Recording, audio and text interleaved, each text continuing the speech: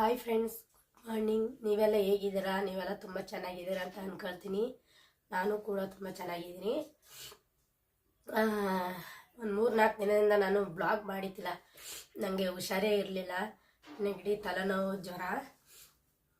ಈಗಲೂ ಸಹ ವಾಯ್ಸ್ ಕಟ್ಕೊಬಿಟ್ಟಿದೆ ನೋಡಿ. ಮೊನ್ನೆಲ್ಲ ಅಷ್ಟು ಮಾತಾಡೋಕ್ಕಾಗಲೇ ಇಲ್ಲ. ಅದಕ್ಕಾಗಿ ಇವತ್ತು ಸ್ವಲ್ಪ ಪರವಾಗಿಲ್ಲ. ನನಗೆ ಸ್ವಲ್ಪ ಮಾತಾಡ್ಬೋದು, ಆದರೂ ವಾಯ್ಸ್ ಸ್ವಲ್ಪ ಚೇಂಜ್ ಆಗಿದೆ. ನಾಳೆ ಶಿವರಾತ್ರಿ ಹಬ್ಬ. ಇವತ್ತು ಮನೆ ಕ್ಲೀನಿಂಗ್ ಕೆಲಸ ನಡೀತಾ ಇದೆ. ಆಲ್ರೆಡಿ ಬಟ್ಟೆ ಎಲ್ಲ ಒಗ್ದು ಹಾಕ್ಬಿಟ್ಟಿದ್ದೀನಿ ಬೆಳಿಗ್ಗೆನೆ. ಯಾಕಂದರೆ ಸ್ವಲ್ಪ ನೀರಿನ ಪ್ರಾಬ್ಲಮ್ ಅಲ್ವಾ, ಅದಕ್ಕೆ ಯಾವ ಗಳಿಗೆಯಲ್ಲಿ ನಿಲ್ಲಿಸ್ಬಿಡ್ತಾರೆ ಅಂತ ಹೇಳೋಕ್ಕಾಗಲ್ಲ. ಹಾಗಾಗಿ ಬಟ್ಟೆನೆಲ್ಲ ಒಗ್ದಾಕ್ಬಿಟ್ಟಿದ್ದೀನಿ. ಬಟ್ಟೆ ರಗ್ಗೆಲ್ಲ ಒಗ್ದಾಕಿದ್ದೀನಿ. ಇನ್ನು ಮನೆ ಸ್ವಲ್ಪ ಜಾಸ್ತಿ ಏನು ಮಾಡಲ್ಲ ನಾನು. ಸ್ವಲ್ಪ ಕೈಗೆ ಸಿಕ್ಕಿದಷ್ಟು ದುಂಬೆಲ್ಲ ಹೊಡ್ಕೊಂಡು ಆಮೇಲೆ ಮನೆ ತೊಳಿಬೇಕು. ಇವತ್ತು ದಿನ ಪೂರ್ತಿ ನಿಮ್ಮ ಜೊತೆನೇ ಇರ್ತೀನಿ ನಾನು. ಈಗ ಸ್ವಲ್ಪ ಸುಧಾರಿಸ್ಕೊಂಡೆ. ತಿಂಡಿ ಎಲ್ಲ ಬೆಳಿಗ್ಗೆನೇ ಆಯಿತು. ಈಗ ಸ್ವಲ್ಪ ಹಾಲು ಕಾಯಿಸ್ಕೊಂಡು ಕುಡಿತಾ ಇದ್ದೀನಿ. ಸಾಮಾನ್ಯ ನಾನು ಟೀ ಕಾಫಿನೇ ಜಾಸ್ತಿ ಕುಡಿತಾ ಇರ್ತೀನಿ. ನಮ್ಮ ಮನೆಯವರಂತೂ ಬೈತಾ ಇರ್ತಾರೆ, ಜಾಸ್ತಿ ಟೀ ಕಾಫಿ ಎಲ್ಲ ಕುಡಿಯೋಕೆ ಹೋಗಬೇಡ ಅಂತ. ಅದಕ್ಕೆ ಸ್ವಲ್ಪ ಹಾಲು ಕಾಯಿಸ್ಕೊಂಡು ಕುಡಿಯೋಣ ಅಂತ ಹೇಳ್ಕೊಂಡು ಹಾಲು ಕುಡ್ದಾದ್ಮೇಲೆ ಅಡುಗೆ ಮನೆ ತೊಳೆದು ಮಡಗಿರೋ ಪಾತ್ರನೆಲ್ಲ ಆ ಕಡೆ ರೂಮಿಗೆ ಶಿಫ್ಟ್ ಮಾಡಿಬಿಟ್ಟು, ಹಾಲ್ಗೆ ಶಿಫ್ಟ್ ಮಾಡಿಬಿಟ್ಟು, ಇನ್ನು ಇಲ್ಲಿದು ಸ್ವಲ್ಪ ದುಂಬೆಲ್ಲ ಹೊಡೆದು ಮನೆಯಲ್ಲಿ ನೀಟಾಗಿ ಗುಡಿಸ್ಕೊಳ್ಬೇಕು. ಇಲ್ಲಿಂದೇ ಸ್ಟಾರ್ಟ್ ಮಾಡ್ತೀನಿ ಕೆಲಸನ.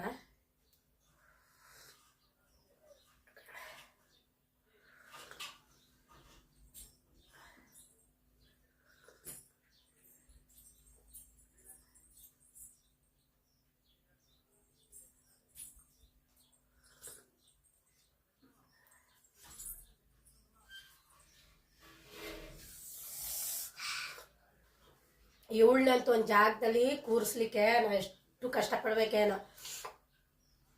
ಈಗ ದ್ರಾಕ್ಷಿಯನ್ನು ಕೊಟ್ಟಿದ್ದೀನಿ ತಿನ್ಕೊ ಕೂತ್ಕ ಅಂತ. ಅಲ್ಲಿ ಮುಂದ್ಗಡೆ ಕೂತಿದ್ಳು.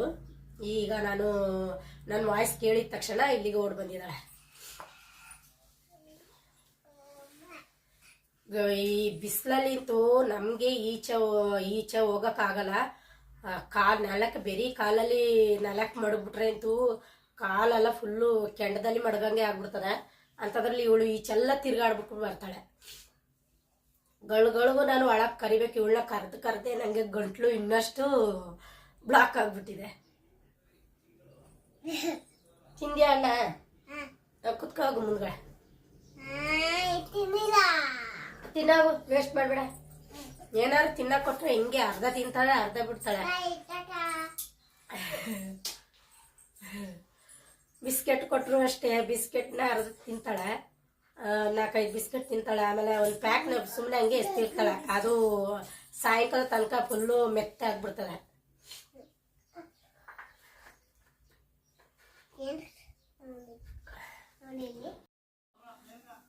ಫ್ರೆಂಡ್ಸ್, ಸಾಮಾನೆಲ್ಲ ಎತ್ತಿ ಮಡಗಿದ್ದೀನಿ.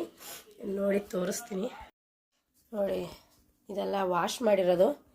ಹಾಗಾಗಿ ಸೋಫಾ ಮೇಲೆ ನಾವು ಒಂದು ಚೀಲ ಹಾಸ್ಬಿಟ್ಟು ಹೀಗೆ ಜೋಡಿಸಿದ್ದೀನಿ. ಇದು ನೋಡಿ, ನಮ್ಮ ಮನೆಯವರು ಕೊಬ್ಬರಿ ಎಣ್ಣೆ ಮಾಡಿಸ್ಕೊಂಡು ಮಡಗಿದ್ದಾರೆ. ಒಂದು ಅರ್ಧ ಲೀಟ್ರ್ ಅಷ್ಟು ಬಂದಿದೆ.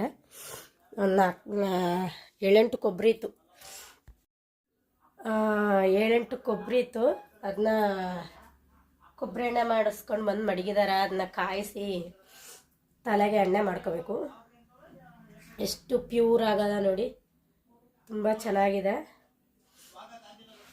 ನಮ್ಮ ಕಡೆಲ್ಲ, ನಮ್ಮ ತವ್ರ ಮನೆ ಕಡೆಲ್ಲ ಜಾಸ್ತಿ ಕೊಬ್ಬರಿ ಎಣ್ಣೆನೇ ಅಡುಗೆಗೂ ಬಳಸೋದು. ಅಷ್ಟು ರುಚಿಯಾಗಿರುತ್ತೆ, ಆಮೇಲೆ ತುಂಬ ಚೆನ್ನಾಗೂ ಇರುತ್ತೆ. ಈಗ ಇದಕ್ಕೆ ಒಂದು ರಗ್ಗು ಮುಚ್ಚಿಬಿಡ್ತೀನಿ ಪಾತ್ರೆಗೆ. ಯಾಕಂದರೆ ದುಂಬು ಏನಾದರೂ ಹೊಡೆದ್ರೆ ಧೂಳುಗೇಳು ಬರಬಾರ್ದು ಅಂತ ಹೇಳ್ಕೊಂಡು. ಆಮೇಲೆ ಇಲ್ಲಿ ಇರೋದ್ನಲ್ಲ, ಇಲ್ಲಿ ಕಾಣಿಸ್ತಿದಲ್ಲ, ಇಲ್ಲಿರೋದ್ನೆಲ್ಲ ಇಲ್ಲೇ ಇಳ್ಕ್ಬಿಟ್ಟು ನೀಟಾಗಿ ಒರೆಸಿ ಆಮೇಲೆ ತೊಳೆದು ಇಲ್ಲೇ ಮಡಗ್ಬಿಡ್ತೀನಿ. ಈ ಸ್ಟ್ಯಾಂಡು ಅಷ್ಟೇ, ಇದನ್ನ ಈಗಾಗಿ ತೊಳೆದಿರೋದು, ಆದರೂ ತೊಳಿಬೇಕು. ಅದಕ್ಕೆ ಅದೆಲ್ಲ ಮೇಲೆ ಇರೋದೆಲ್ಲ ಸ್ವಲ್ಪ ಧೂಳಿದೆ, ಅದ್ರ ಮೇಲೆ ಇರೋ ಸಾಮಾನೆಲ್ಲ ಅದನ್ನೆಲ್ಲ ಎತ್ತಿ ತೊಳೆಯಕ್ಕೆ ಹಾಕ್ಬಿಟ್ಟು ಆಮೇಲೆ ಸ್ಟ್ಯಾಂಡ್ ತೊಳೆದು ಜೋಡಿಸ್ಬೇಕು. ಒಟ್ಟಿನಲ್ಲಿ ಅಡುಗೆ ಮನೇಲೇ ಜಾಸ್ತಿ ಕೆಲಸ ಇರೋದು, ಬೇರೆ ಕಡೆ ಬೇಗ ಬೇಗ ಮಾಡಿಬಿಡ್ಬೋದು. ಅಡುಗೆ ಮನೆಯಲ್ಲೇ ಥರ ಜಾಸ್ತಿ ಸಾಮಾನುಗಳೆಲ್ಲ ಇರೋದು. ಹಾಗಾಗಿ ಈ ಡಬ್ಬಿಗಳು ಅಷ್ಟೇ, ನಾನು ಹೀಗಾಗಿ ಎಲ್ಲ ಡಬ್ಬಿಗಳು ತೊಳೆದು ಮಡಗಿರೋದು. ಹಾಗಾಗಿ ಜಾಸ್ತಿ ಏನು ಕೊಳೆ ಏನಿಲ್ಲ, ಸ್ವಲ್ಪ ಸ್ವಲ್ಪ ಧೂಳು ಇರ್ಬೋದು ಅಷ್ಟೇ. ಅದನ್ನ ಸ್ವಲ್ಪ ನೀರು ಬಟ್ಟ ಮಾಡಿಕೊಂಡು ನೀಟಾಗಿ ಒರೆಸಿ ಇದ್ರ ಮೇಲೆ ಮಡಿಕೊಳ್ತೀನಿ. ಏನ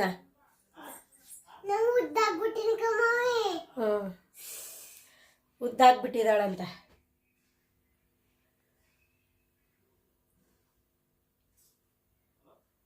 ಅಲ್ಲಿ ವಾಶ್ ಮಾಡಕ್ ಮಡಗೋಗು, ತೊಳಿಲಿಕ್ಕೆ. ಉದ್ದ ಬೆಳೆದ್ಬಿಟ್ಟಿದ್ದಾಳಂತ ನೋಡಿ. ಮಮ್ಮಿದು ಇಲ್ಲಿ ಗಂಟ ಬರ್ತಾಳೆ ಅವಳು, ಇನ್ನೇನಿಲ್ಲ. ನೀನು ಉದ್ದ ಬೆಳಿಬೇಕಾರೆ ಇನ್ನೂ ಟೈಮ್ ಅದ. ಇವಳದು ಏಪ್ರಿಲ್ 26ಕ್ಕೆ ಇವಳದು ಹುಟ್ಟದಬ್ಬ, ಇನ್ನೂ 2 ತಿಂಗಳು. ಆಯ್ತು.